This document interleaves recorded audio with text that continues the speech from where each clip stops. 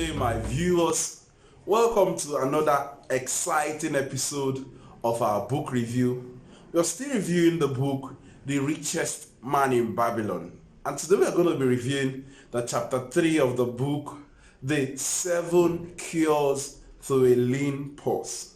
So if you notice that you're a salary worker, or you earn salary, or you do business, or you just make money in one way or the other, but you discover that after a little while you go broke again, or after a little while you just discover that the money is not enough, or after a little while you don't know how you spent your money, or you're finding it difficult to actually align your money in a way that it will be very useful to you, then this video is for you. Subsequently, in our chapter 1 and chapter 2, we've reviewed so valid points. So if you've not watched the chapter 1 and the chapter 2 of our book review, please go back and watch the other chapters we've reviewed. In chapter 2, we looked at how Arkad accumulated the wealth he accumulated from Gilgamesh, inherited some properties from him after Gilgamesh taught him some amazing principles about wealth creation, where we looked at what part of what you earn is yours to keep, and your investments, that your savings must proceed investments, and the investment must also proceed more money. So the children of your savings, that's your investment, must always yield money as well. It's important to subscribe to our channel so that you don't miss any chapter of this amazing book review. So you'll be the first person to get the notification once we upload any video. Please subscribe to our channel by clicking the button above. Just subscribe to our channel by clicking the button above. Glad you subscribed to our channel, so you'll be the first person to get notifications of our video. Now, into the book proper. There was a deep concern in Babylon because it was observed that just a few persons have amassed all the wealth in Babylon. Just a few folks. So the king was concerned and he said, no, it's beautiful that Babylon is a place where everybody is wealthy and all. Let these persons teach us, or who will come and teach us how to be wealthy as well. So they asked, when he popped this question open, they said, the best person to teach us will be the richest man in Babylon because he has amassed most of the wealth in Babylon. Will he be willing to teach? Let's invite him and ask him what he has done or how he has managed to create or build all the wealth he has built. Are there principles to this? Who else would they call? Arkad. I told you in the other chapter, in the chapter 2, that he was liberal in his spending. He was liberal in giving to widows, giving to the less privileged, but each passing year his wealth increased. So he was the best person to share this knowledge with them. Remember, we are still looking at 7 cures to a lean purse. So he was invited and 100 men were selected for him to be taught. For him to teach them. The king asked him, is it possible that this knowledge can be passed on to others? Arkad said, of course, yes. So they brought 100 men to sit under Arkad. 100 knowledgeable people, 100 teachers that they can teach, that can teach others. So I guess you want to know what he taught them and what he told them at the 7 cures to a lean purse. While we wait for that, first of all, he started telling them. So the king asked him a very significant question I want you to pay attention to. He said, how come only few men have amassed all the wealth in Babylon? Arkad told him, because they know how. Because they know how. So if you're not amassing the kind of wealth you want to amass, it's because you don't know how. There is a how. Please listen further because there were a lot of secrets exposed in this chapter. He asked him again. So he said, we must teach these people if they must be wealthy. So the king was happy. Wow, it means it can be taught. Wow, why not? Let's teach them. So he said, Arkad told him that it was practical. Wealth creation is practical.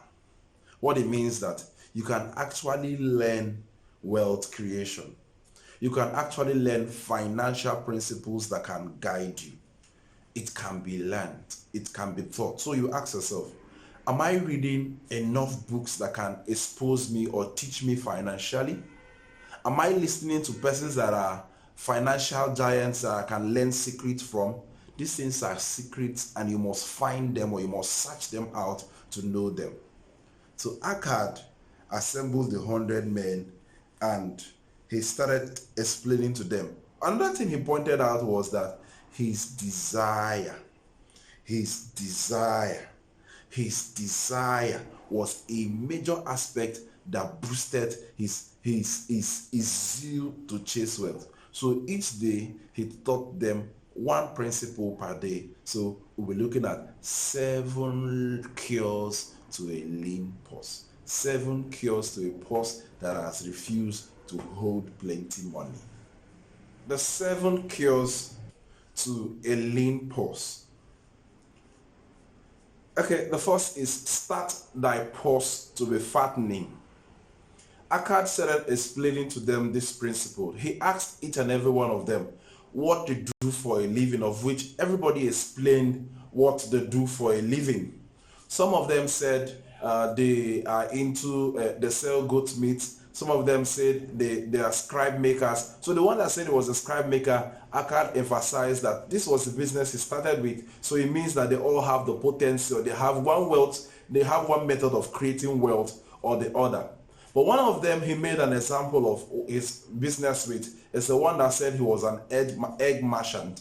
He asked the whole class, imagine that this man takes up one egg every time or often and puts in a particular bowl, that after a while what will happen? The whole class chorus that basket or that bowl that he has kept for eggs will be filled over time. So he explained the principle of part of all you earn is yours to keep, reserving savings from your money. Just like saying, assuming you earned 100,000, you can remove 10,000 as that savings, as part of all you earn is yours to keep. That's for savings. So, and don't spend all. So one of them went further to ask and say, how come that our 100% was not even enough for us? How can we now live on 90?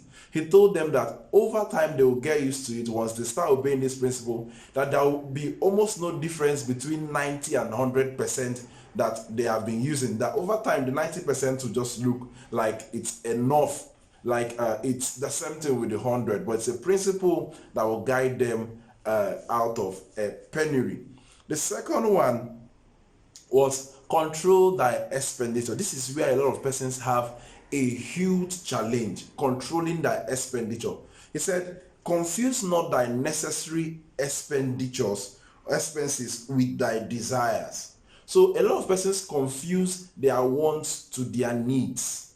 A lot of persons have this confusion, confusing their wants to their needs. They don't know the one that is, in terms of priority, scale of preference, what comes top. We learned that in economics. What comes tops? Which is the most important? Which one will I invest? Is it an asset or is it a liability? Knowing the preference of your investment, knowing the best thing to spend on, controlling the expenditure. So a lot of persons have spent money on areas where no comeback, no dividends returning. So control thy expenditure. Know where to spend. Know what are assets and know what are liabilities you're spending on. I give an instance of a lot of persons now. The what is in vogue for them is bone straight, iPhone 12, iPhone this. These things are beautiful, but you must learn how to control thy expenditure. Know what is important first. Imagine you have a business to build or you have a land to buy and you have that bone straight to buy. Which is more important? A business or a land, if well invested in, can even give dividends or can even give you proceeds that you can use and buy a land and buy a bone straight. So scale of preference is always important. Now the next is multiply thy gold. Multiply your gold. Arkad further explained, Arkad said, your gold you must multiply. Now you've been saving. The money is not supposed to be left in the bank. No. I said, the money is not supposed, you have to invest it. You have to invest the money, multiply thy gold. Now, invest, a lot of persons make the mistake of asking persons or asking people that have no clue about the business they want to do. Remember in the other chapter we explained how Arkad went to meet a bricklayer and started asking him for advice on gold and all that. So he cannot give you a competent advice because that's not his field. So meet people that are competent, meet people that have expertise, meet people that are practicing the business you want to go into or the investment you want to go to. Arkad said the first way in the place he invested his first money was the shield maker that was giving him renta or that was giving him dividends after 4 months. So that's where his money started growing. That was where he invested his. Now in this current time, or maybe even as always, a lot of persons can invest in landed property. Some of them real estate, some of them businesses that they know that can give them dividends. So these are one of the ways to multiply their income. Now the emphasis is, he said, let your income, now you have savings, now your savings have income. Let the children of your savings work. He said, learn to make your money work for you. Learn to make your money work for you. If a man builds a beautiful house and is collecting rental, he might be doing little or nothing again, maybe just little maintenance, but his money is now working for him. He can be getting rental from the houses he has built, and over time he can be on his way to financial freedom. Since that anything they see passing out, buy gala, buy meat, buy shoe, anything that's ready, buy, call it, buy. No, you don't. That's not a good way to build wealth. So the fourth, which is guard thy treasures from loss. Now, directly he said, a lot of opportunities will pose themselves for you to invest your money. It's important to ensure that these are not schemes that will eat your money. Bring 10,000 to take aeroplane. Bring 5,000 will give you 40. It's all those kind of schemes. You lose your money. You lose your hard-earned savings. There are a lot of scams now that, how will somebody tell you that in 20 minutes they can give you 100? If you pay 100,000, you get 400,000. That they're into binomo. They're into this. No. They can use any company's name to defraud you. No, please pay attention and ensure that you get the best advice from those that are competent in managing wealth. Now, Arkad lost his first investment because he gave it to somebody that was not an expertise in dealing with money. There are a lot of schemes. A lot of us have lost money in different schemes. You know what I'm talking about. So we must be careful that our savings are not put into things that we can lose our money over time. The next is make of thy dwelling a profitable investment. Make of thy dwelling a profitable investment. It's beautiful to have a place of your own, especially in this part of the world. Rental, building your own house can save you from a lot of stress financially and all that. So it was highlighted in this book as well. Make of thy dwelling a profitable investment. The next is ensure a future income. Ensure that you've set up strategies, you've set up things that can be giving yields to you. Like the instance I gave initially, there are some persons that are into real estate. They build some beautiful houses and maybe put it on rental. Others have businesses that have set up that over time they are sure that even if they go into retirement or even if they stop earning maybe from salary and all that, they have some things that can still keep them on. So it's ensure that you build of yourself a future income. The next one I will look at, the last one, the seventh cure, increase thy ability to earn. You are the source of your wealth. Increase your skill. Increase your knowledge. That's why we are reviewing books, so that people can be knowledgeable. Increase your knowledge. Increase your skill. Don't remain the way you are. Evolve with the way things are going in your skill. You're no longer, those secretaries that type, they type, no. As the world is evolving, if you're working with typewriter now, nobody wants to patronize you because there are other things that have evolved. If you are somebody now, the world is going digital, you're doing a business and it's just by the corner of your house, nobody might want to patronize you because the world is going digital. So you must increase the ability to earn by increasing your skill, by increasing your knowledge. When you remain static, your money remains static. So increase your skill. Go learn, evolve as time evolves. Learn new things, and you just see that as you are increasing, it's just like a tailor. As the styles are coming, you're learning each day.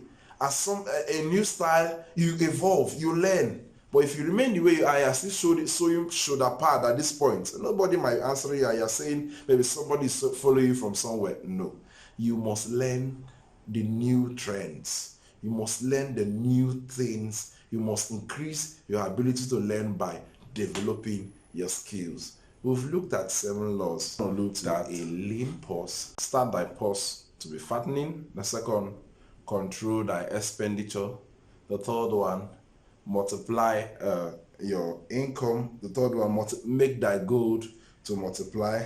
The fourth one we looked at, guard your treasures from loss. The fifth one, make of thy dwelling a profitable investment. The sixth one, ensure a future income. And then the seventh one, increase thy ability to earn. These are the 7 laws that Arkad gave and told the 100 men that were learning under him that these are the secrets that he has been using to build his wealth. Why not practice these 7 laws to keep a lean pause if you've been having issues, maybe saving money, you've been having issues organizing your finance and all that. The next chapter, which is the goddess. Okay, the next chapter is talking about how some people say you are lucky. You're lucky. This person is lucky. So we'll be looking at, is there anything like luck? Is there anything like luck in wealth creation and all that? So we're going to be looking at the goddess of good luck in the next chapter. Arkad taught them something very unique. So please drop your comments in the comment section. What did you learn from this chapter? Maybe you've read the book previously. What did you learn from this chapter? What did you learn from this chapter? Drop it in the comment section. Thank you so much.